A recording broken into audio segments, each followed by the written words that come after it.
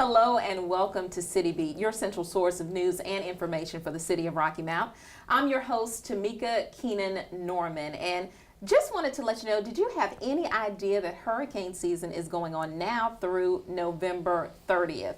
Well, we're going to provide you with some safety tips about the season. We're going to help to prepare you if a hurricane should come to our area. So here to talk with me today is Ronnie Raper, who's the Division Chief for Life Safety. How are you? Great. How are you doing today? I'm doing well, Ronnie. Thank you so much, first and foremost, for coming on the show today.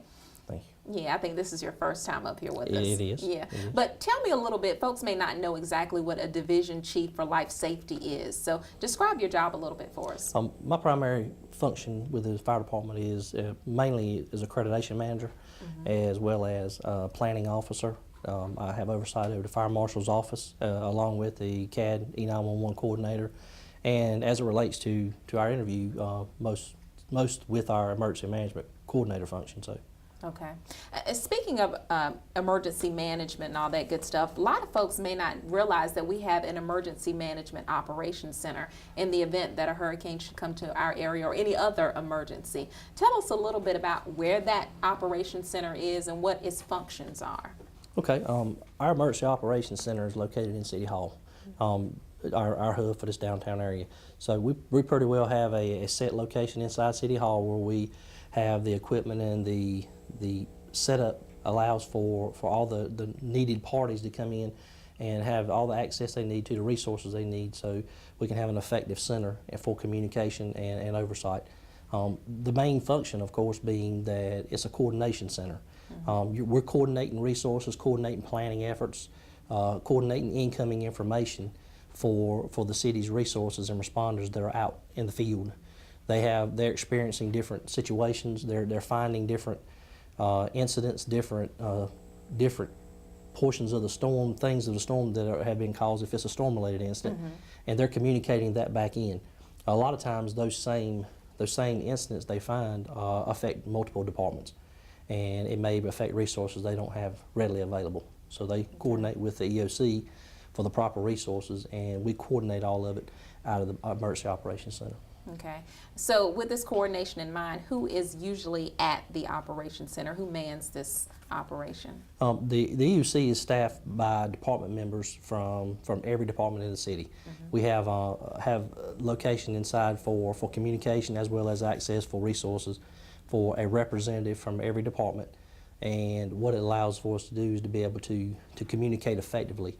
When fire resources are out in the field, they communicate back in. Well, if there's a need that's a utility-related need, they communicate back in. We can easily communicate with utilities.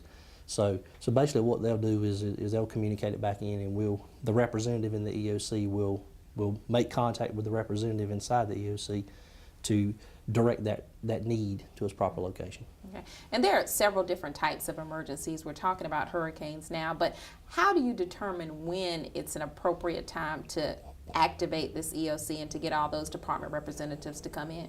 Well, historically, we have opened the EOC or activated with storm-related or weather-related incidents. It can be activated for other incidents, large-scale incidents that have a large impact on the city, such as a train derailment is a good example. But typically for us, it's been a weather-related incident. The good thing for us, as far as the activation, is with the weather-related incident, we typically have 3 to 5 days, roughly, of forecasting and information that we receive from the National Weather Service, as well as with our local resources where we monitor storm.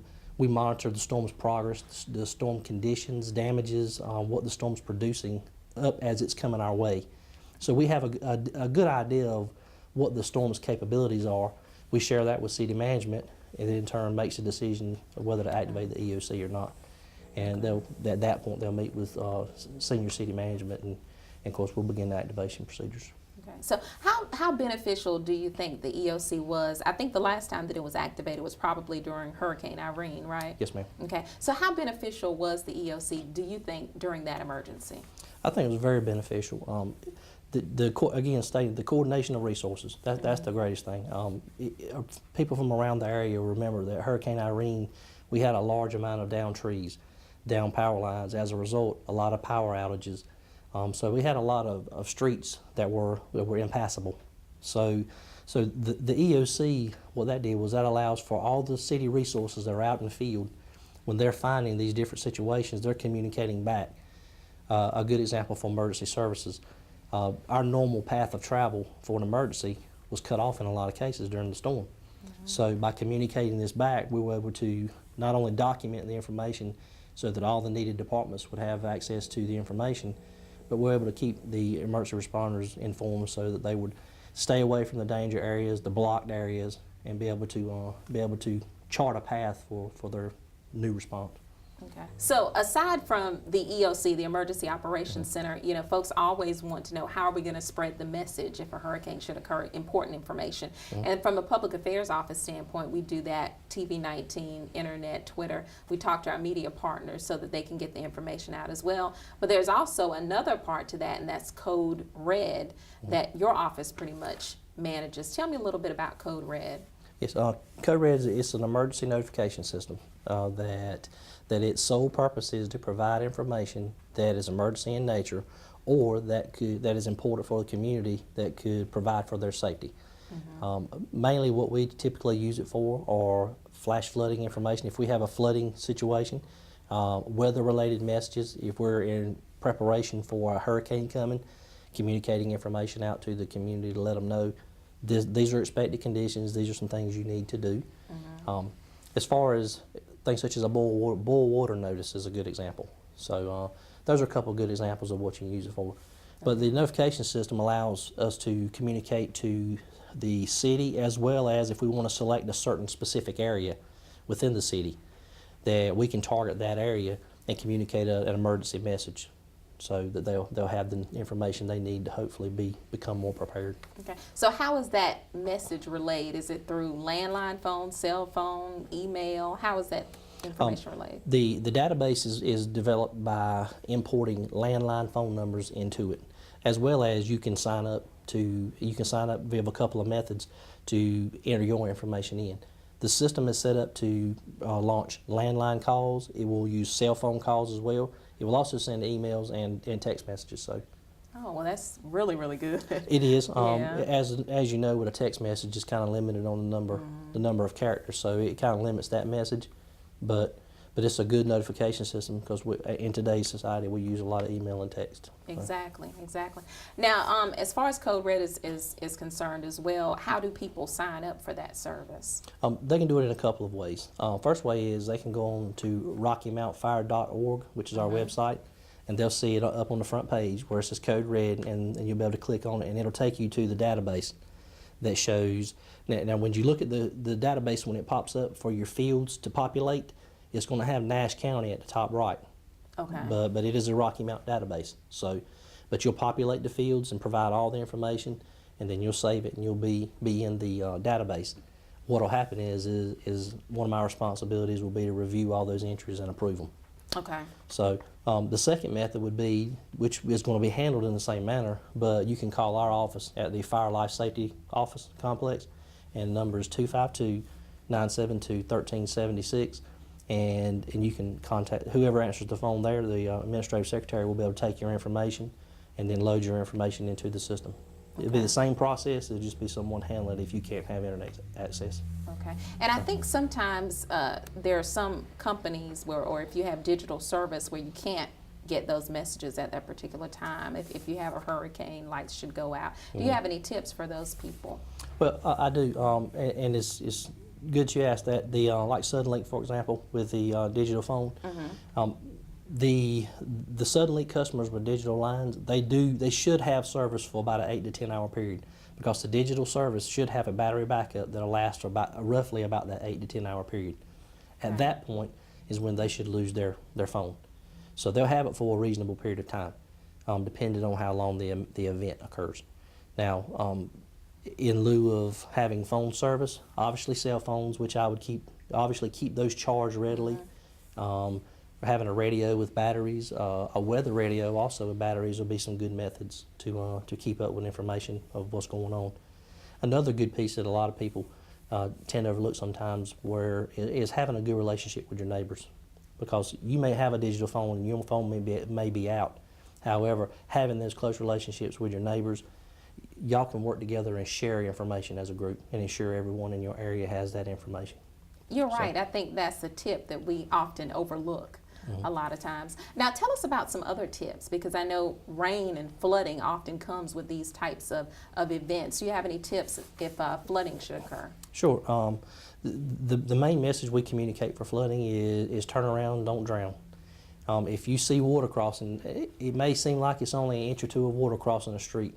Do not drive through it. It takes very little water to pick a vehicle up and to move a vehicle and possibly move it off a roadway into a full ditch, into a stream, whatever it may be. So, the biggest message is two things. First, if you're in a vehicle, turn around, do not drown. Secondly, if you're at your home, be aware of the areas that are around your area that may flood, and try to be aware of that. And if you know you're in an area that tends to get a little, that tends to flood occasionally when you have heavy rains, having that knowledge and being able to take action before you're in that situation is good. Okay.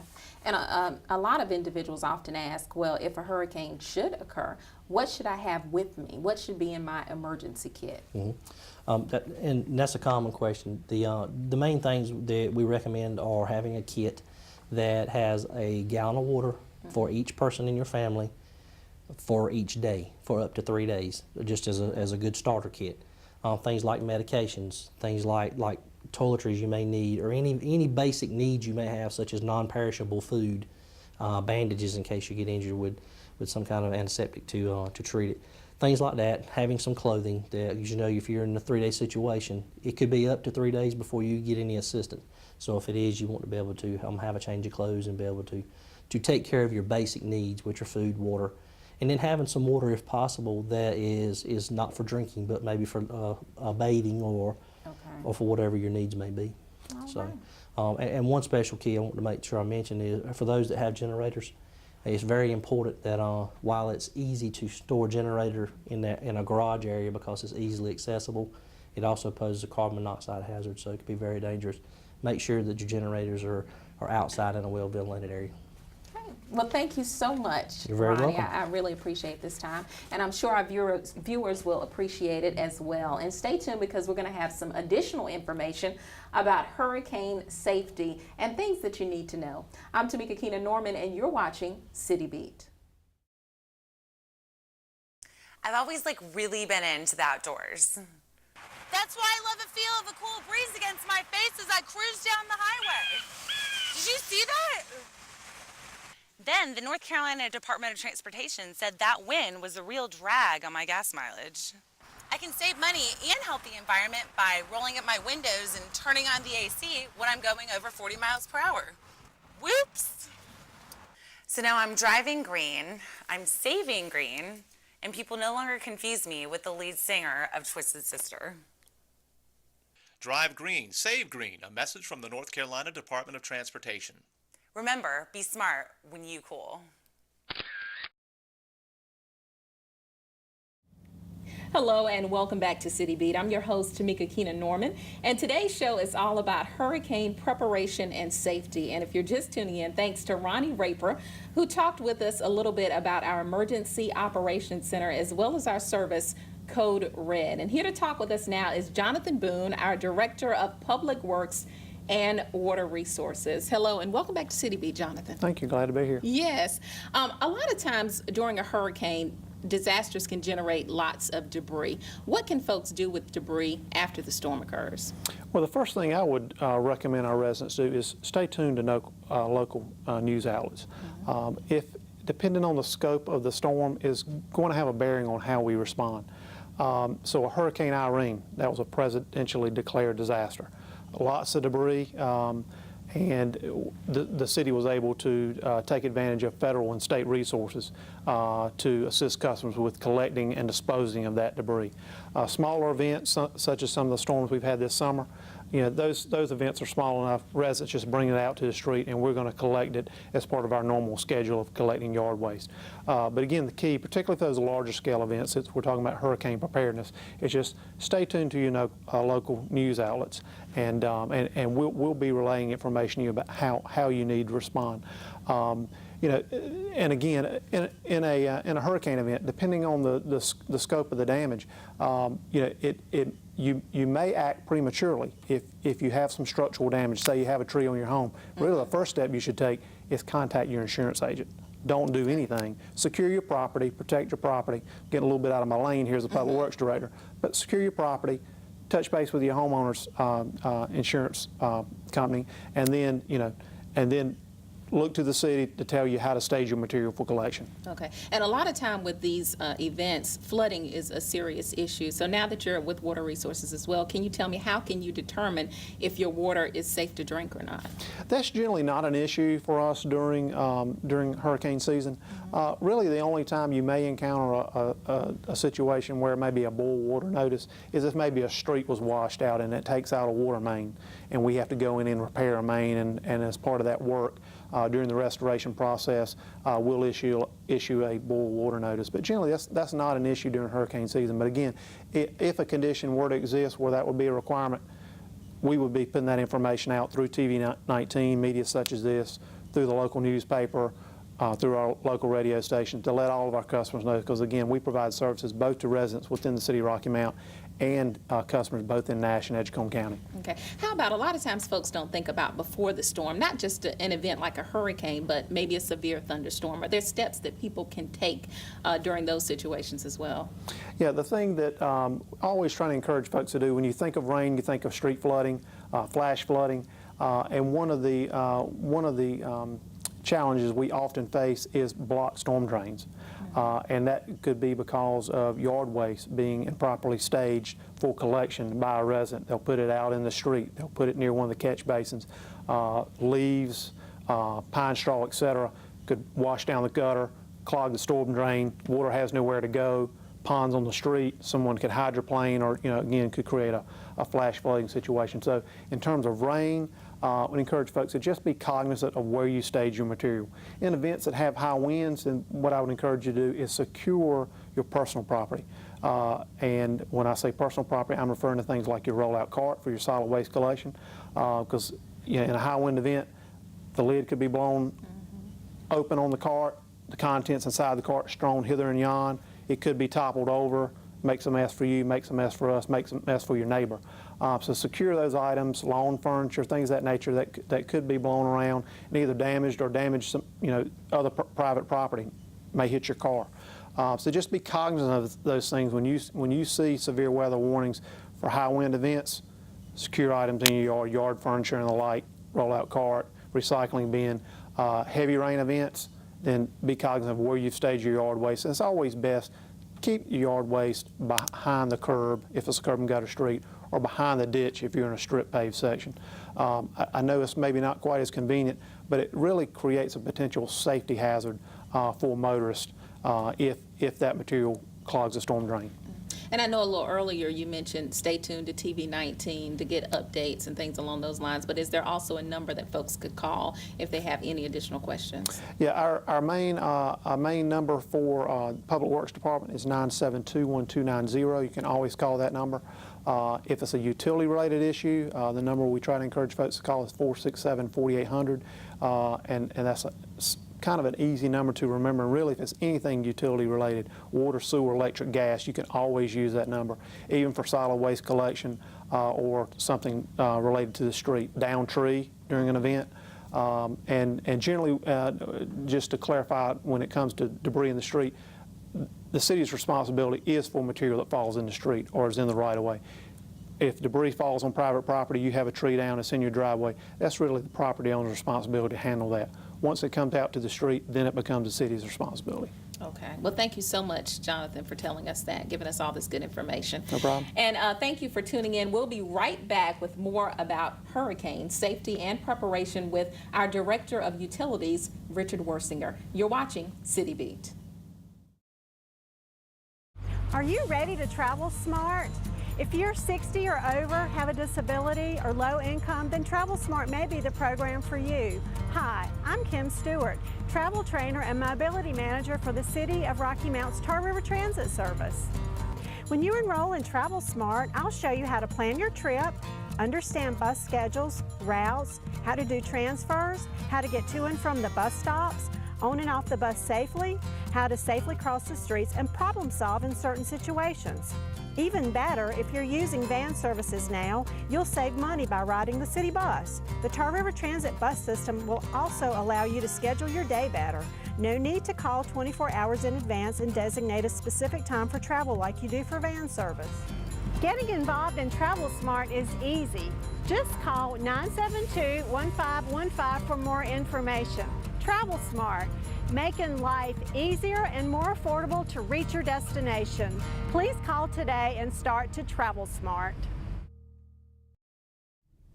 Hello and welcome back to City Beat. I'm your host, Tamika Keenan Norman, and if you're just tuning in to today's show, we're talking about hurricane preparation as well as things you should do following such an emergency. So today we're joined by Richard Wersinger, our Director of Public Utilities. Hey Rich, and welcome to the show. Hey Tamika, how are you? Yeah, this is your first time on City Beat, so we're glad to have you. I'm glad to be here. A little earlier during today's show, we spoke with Ronnie Raper about the city's Emergency Operations Center, but there's also a Utilities Operations Center.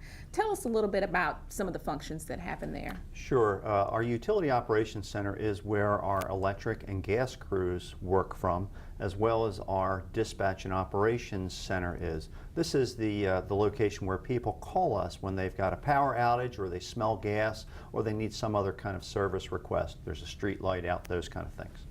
So during an emergency situation, are they still getting those calls? Absolutely. That center is staffed 24 hours a day, 7 days a week. And when we have an event such as an ice storm or a hurricane, we actually bring extra people in there to handle that larger volume of calls. Okay, so typically how many people would you say operate out of that center? Well, we have a total of about 90 employees in the utility department, and when we have a widespread event such as a hurricane, not only are the electric employees working during that, the gas crews also do. Some of those employees help take phone calls. They also function as scouts and guides. Scouts that they're out looking at, are there down wires, are there trees down, and relaying that information back. And they also function as guides when we bring crews in from out of town. During events such as this, we'll use our mutual aid agreements with other cities where they'll bring crews in, just like we send our crews to help other cities.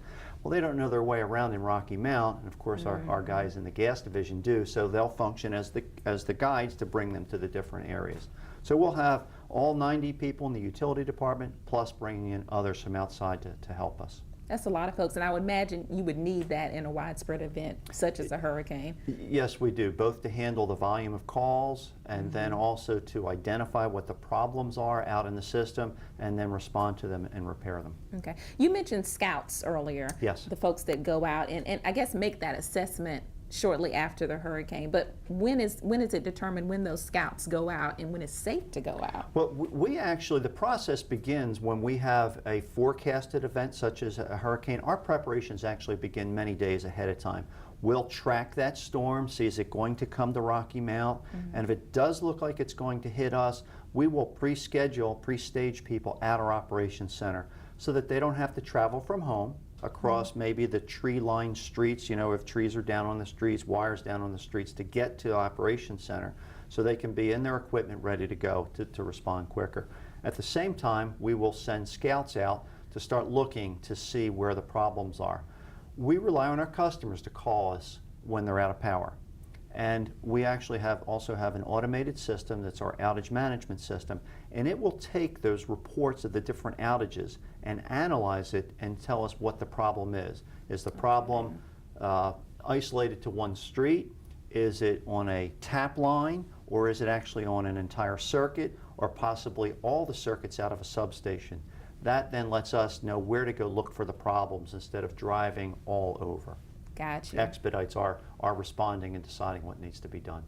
Okay, sounds good. Now, if your crews go out and they should see those downed or damaged power lines, how do they handle that? When is it safe to remove Well, those? first thing with a down power line, let me emphasize to everybody, if you see a wire down, don't approach it, don't go near it. It could be an energized power line. Even if it's a telephone or a cable TV line, there's a possibility in a storm like this, our wires could cross with their wires could become energized, so don't go anywhere near it. The ground is wet, you actually don't have to touch it in some cases. The area around it could be energized, so we urge people, just call us. Now what our people do when they have a down wire, we know what circuits are fed from there, and we know whether they're energized or not back from our substation. Okay. They also have equipment that they can test it to see whether the line is energized or not. And what we do in the utility industry, we always say, if it's not grounded, it's not dead. So we will put a ground wire on that, a large copper conductor that's connected to the ground, and then we know that that wire is safe to work on. Okay. Story I have to tell, because when I got married during Hurricane Irene, which was our last major event. Yeah. And I was like, okay, the power's not going to go out here. We were having our reception at Nash Community College. And the lady there said, well, sometimes the public utilities company will intentionally turn off the power during an event like that. I'm wondering, is that true? And if so, how do you determine when that takes place? There are some utilities that will do that, and typically that are utilities that are expecting widespread damage. A lot of times those that are in the coastal regions, maybe in Florida. And they do that if they're expecting widespread damage to their system. When the wires become crossed and create a short circuit, or a fault as we would cause it, not only does it cause a problem right at that location, but back upstream at the substation, the equipment that actually, the transformers that provide the power, they can be damaged by that large surge of current through them. So they take a proactive step. If they're expecting widespread damage, turn the power off. It also can limit exposure, if there's going to be a lot of down wires, to the public touching an energized wire. We've never done that here in Rocky Mount in the 12 plus years I've been here, and I'm not aware that we've ever done that. But it is one of the things we would consider if we had maybe a level 5 hurricane bearing right down on Rocky Mount. Okay. So after this emergency occurs, how do you determine who gets power first? Great question. I know people think that this is politically driven, and let me assure you, it actually is not. We have an emergency response plan, and in there it covers the order of restoration. And the first thing we do is bring on the systems, the circuits, the substations that supply power to the largest number of customers. And it's our system, we get our power, comes to us from the transmission system from Progress Energy to our point of delivery station. It's then distributed across our transmission wires to our 12 substations, and then from there it's distributed on the feeder circuits. That would be the pole lines down the streets that you'll see with the cross arms with 3 wires on them. There are major feeder circuits. Then the individual tap lines down the individual streets where you might just see 1 wire, and then into each individual home. Well, if the wire to your house is down, you would get my wire back up so I can get power. But what you might not realize is upstream from you, there are also problems. And it doesn't make sense to fix your wire, but the power won't come back on because there's problems upstream. We're going to fix the things upstream that are going to restore power to the most number of customers, the highest number of customers first. Okay. So, and that is our transmission system, our substations, the feeder lines, then the tap line, then individual services. And then sometimes what happens during an event like this, a hurricane, trees will come down and actually pull down an individual service line to a home, and pulling that service masthead away from the home, that belongs to the customer, so we can't repair that. They need to hire an electrician to make those repairs. And we of course expedite once the electrician makes the repairs. We get people out there as quick as we can to connect that service up.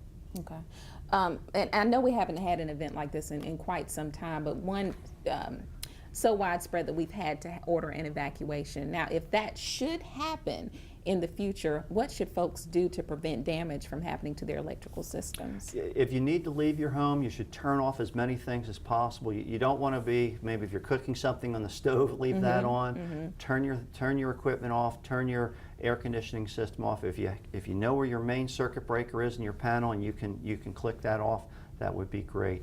And you also talked about we haven't had an event like this in a while. We haven't, but we still practice for it. We just had a drill a couple weeks ago where we simulate, in this case we simulated an ice storm, and we have our call takers that are taking simulated calls, and we are dispatching, simulating dispatching to our crew, and we also monitor where the outages are to make sure our people are fully trained and up to speed on what to do when we have such an event. And that's a good thing for our citizens to Yes. know that we're always preparing, and we want to make sure they know the necessary steps to take as Yes, well to prepare. absolutely. And speaking of steps, do you have any tips for folks who have generators in the area? Absolutely. We're seeing more and more people are buying generators to provide emergency backup power. They need to have these generators installed by a licensed electrician. And what the licensed electrician will do, will install a switch that will automatically separate it from our utility system. Okay. If you don't do that, if you just take the generator and plug it into the outlet in your home to give yourself power, that actually can feed back onto our system, and it creates a hazard for our employees. They think a circuit is dead because it's been disconnected, but it actually could be being fed from the generator and your home. So it's an unsafe situation. Okay, and we also, on TV 19, we run several different public service announcements about tips on Yes. regarding generators as well. And finally, Rich, what about those folks who have medical needs, emergency medical needs? What do they do when the power goes out? For those people, they need to plan ahead also. If you're on oxygen, make arrangements to have extra oxygen bottles on hand.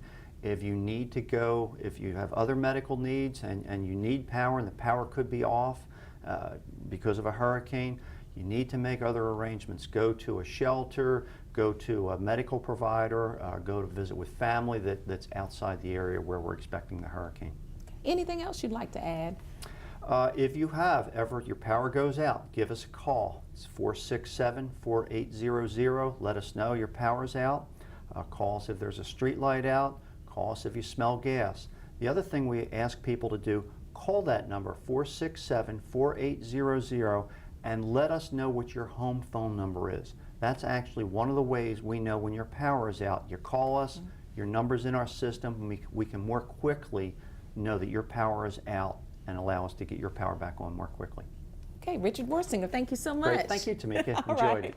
And thank you for tuning in to another edition of City Beat. I'm Tamika Keenan Norman. We'll see you next week.